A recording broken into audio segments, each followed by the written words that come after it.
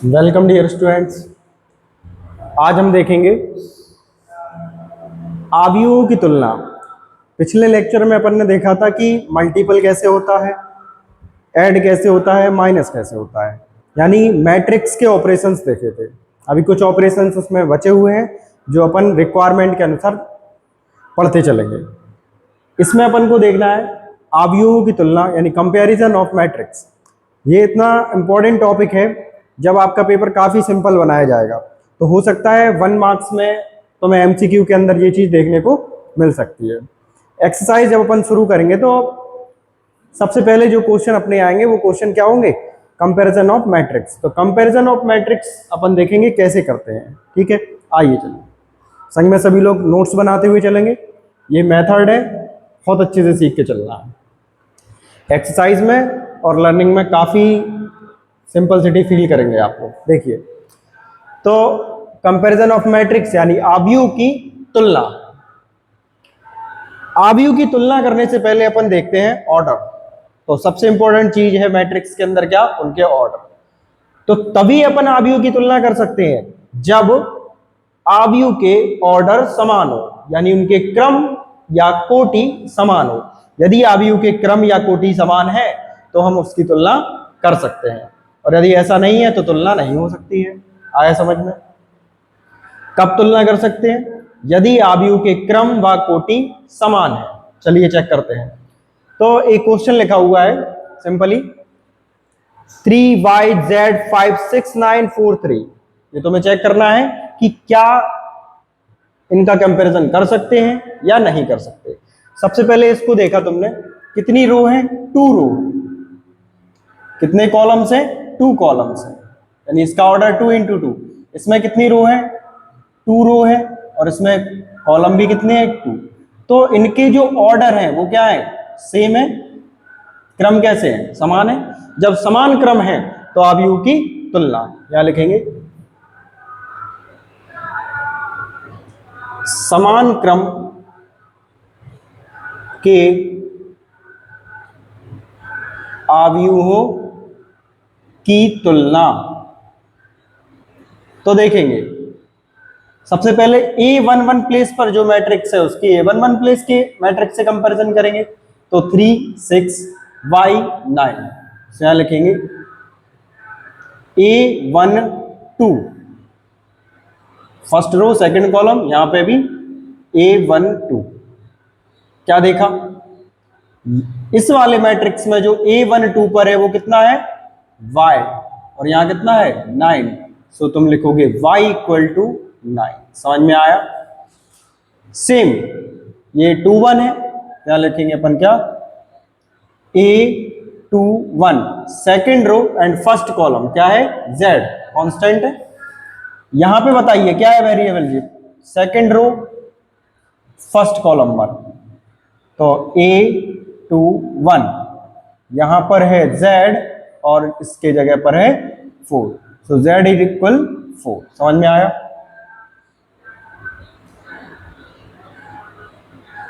Y = 9 and Z = 4।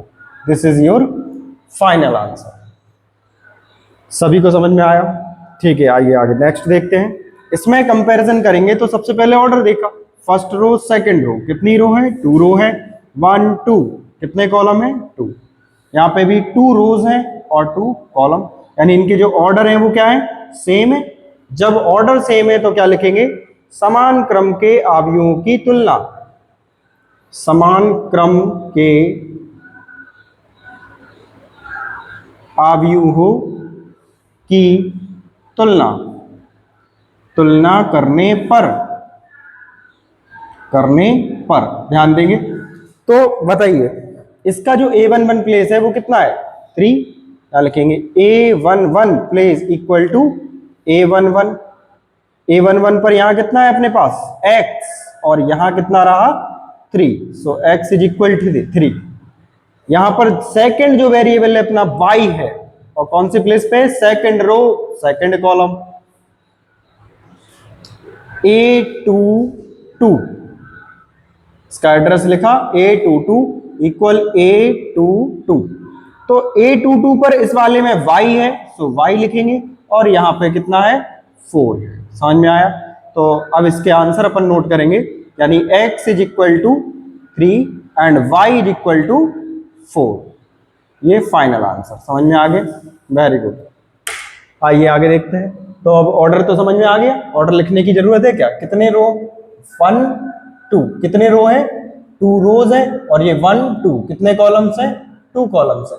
Same 2 row and 2 column. जब इनके order क्या है? सेम है। क्या लिखेंगे? समान क्रम के अवयवों की तुलना। समान क्रम के अवयवों की तुलना। समान क्रम के अवयवों की तुलना की, तो यहां पे देखा अपन ने इसकी place A11 place equal to A11। यहां पे A11 प्लेस पे कितना है अपने पास? x प्लस 1 और ये कितना रहा 5। तो x प्लस 1 किसके इक्वल? 5 के इक्वल। लेकिन फाइंड क्या करना है तुम्हें? x ओनली, जो वेरिएबल। तो x इज इक्वल टू क्या आ जाएगा? 5। 1 को साइड चेंज कराएंगे, -1। कितना बचा? 4। So x is equal to 4। x is equal to 4। Next यहां देखते हैं। अब वेरिएबल अपने पास इसमें z है, यहाँ पे जी है, तो यहाँ कंपेरिजन कराएंगे। A1 2 first row second column, और यहाँ पे भी क्या है? Equal A1 2 first row second column. So first row second column में फर्स्ट वाले में 0 है और इसमें क्या है? z। तो अपन लिख सकते हैं z is equal 0। Means z की वैल्यू क्या आ गई यहाँ पर तुम्हारे पास? 0 आई।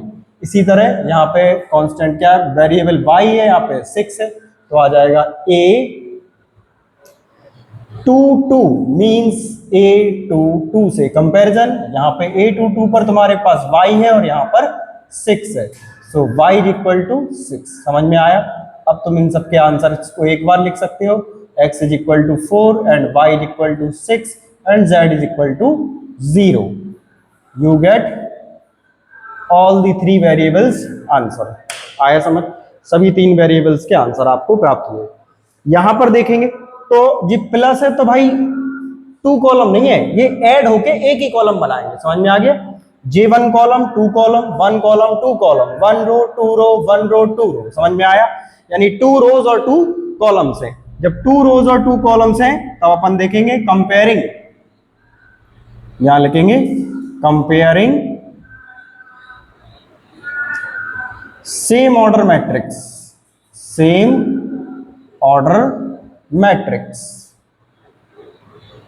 Now A11 equal to A11, तो इसके A11 पर क्या है तुम्हारे पास? इसके A11 पर है तुम्हारे पास x प्लस 5। समझ में आया?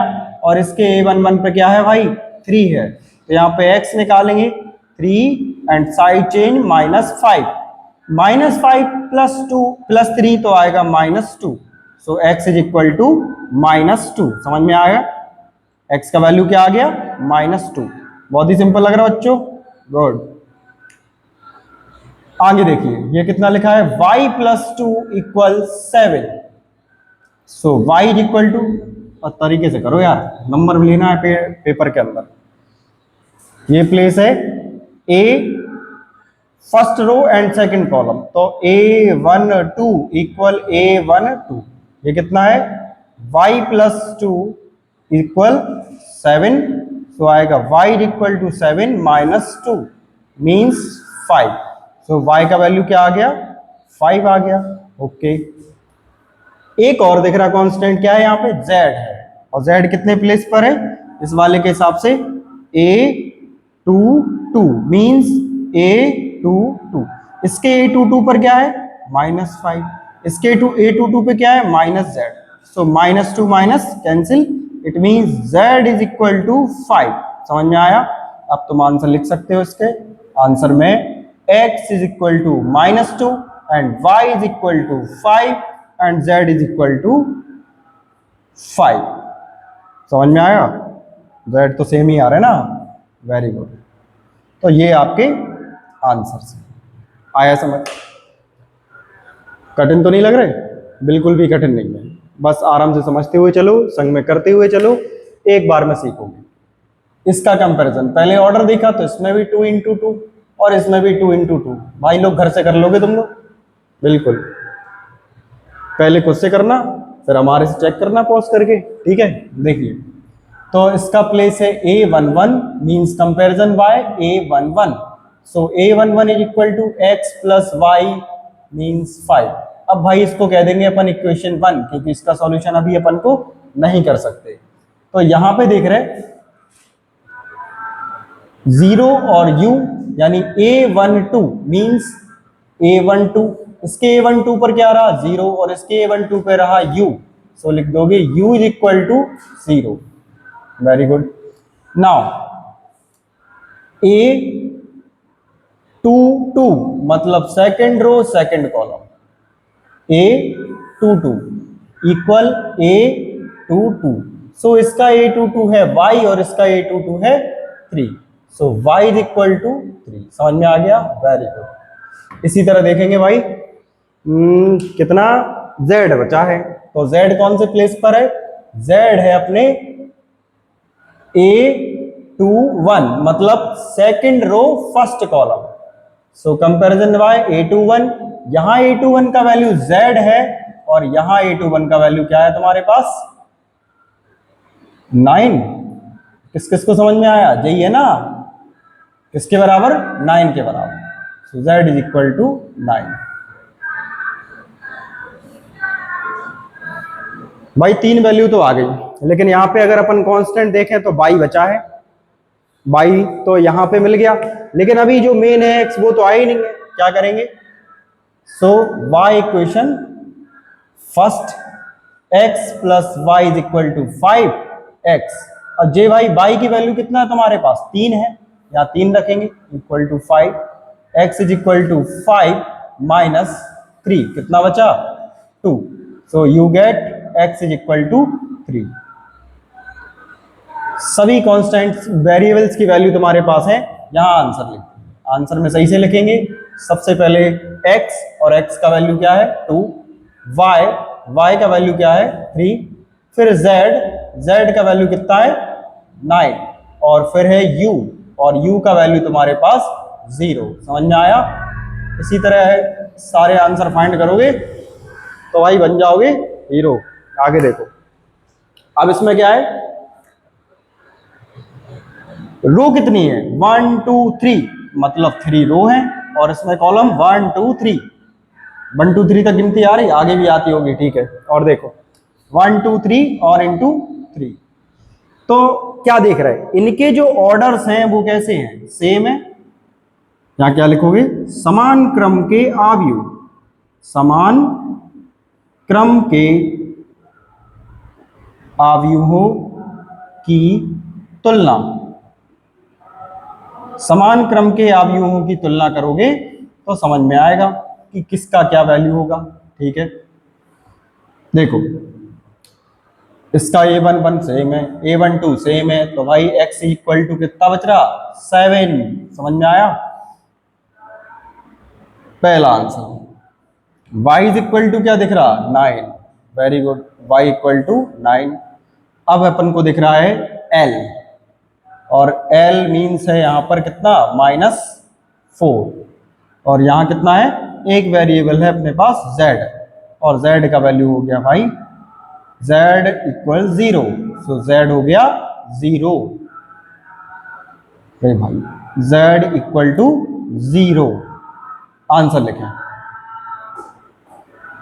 आंसर को लिखेंगे x is equal to 7, y is equal to 9 and l is equal to -4, z is equal to 0। आया समझ? सभी नोट्स बनाएं, कंपैरिजन सीखें और करें। बहुत ही सिंपल टॉपिक है, आसानी से पेपर में 1 से 2 मार्क्स तुम्हारे आ सकते हैं। इसके कुछ टफ क्वेश्चंस की तरफ अपन चलेंगे नेक्स्ट लेक्चर में। तब तक कीप स्टडी। Thank you.